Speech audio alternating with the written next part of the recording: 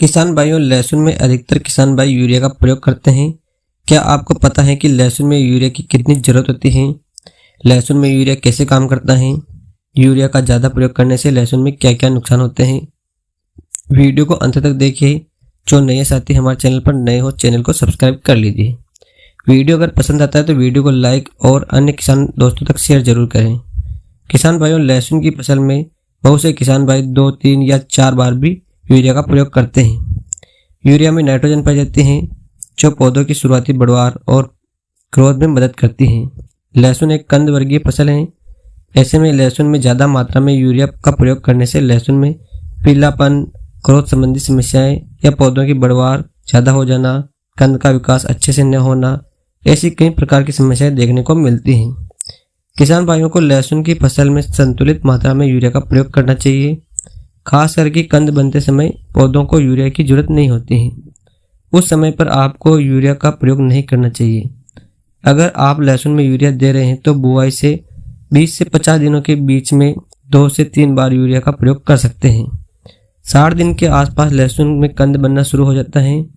उसके बाद पौधों को यूरिया की उतनी ज़्यादा आवश्यकता नहीं होती है। अगर पौधों में नाइट्रोजन की कमी होती है तो आप NPK गलनशील खादों के माध्यम से उसकी पूर्ति कर सकते हैं। आप चाहे तो कैल्शियम नाइट्रेट का प्रयोग कर सकते हैं, जिसके माध्यम से भी नाइट्रोजन तत्व की पूर्ति हो जाती है। और इसके अलावा बात करें तो लहसुन में कितना यूरिया देना चाहिए। लहसुन की बुआई के बाद जब लहसुन उग जाता है, पहली निराई गुड़ाई करते हैं तो 40 से 45 किलोग्राम प्रति एकड़ के हिसाब से यूरिया का प्रयोग कर सकते हैं।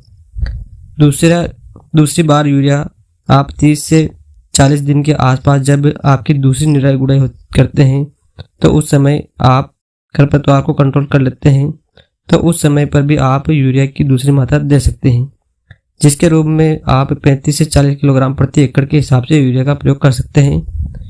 अपनी फसल और ज़मीन के अनुसार यूरिया की मात्रा को थोड़ा कम या ज़्यादा कर सकते हैं। इसके अलावा ज़्यादा यूरिया नहीं देना चाहिए।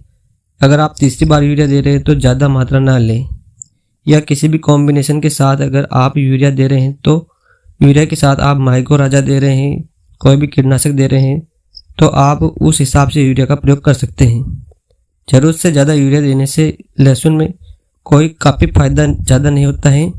पौधों की जड़ें कमज़ोर होगी, पौधों में कीट रोगों का प्रभाव देखने को मिलेगा, लहसुन में ज़्यादा पीलापन आएगा और पौधों में अनचाही वृद्धि होगी, जिससे फायदा कम और नुकसान ज़्यादा होगा।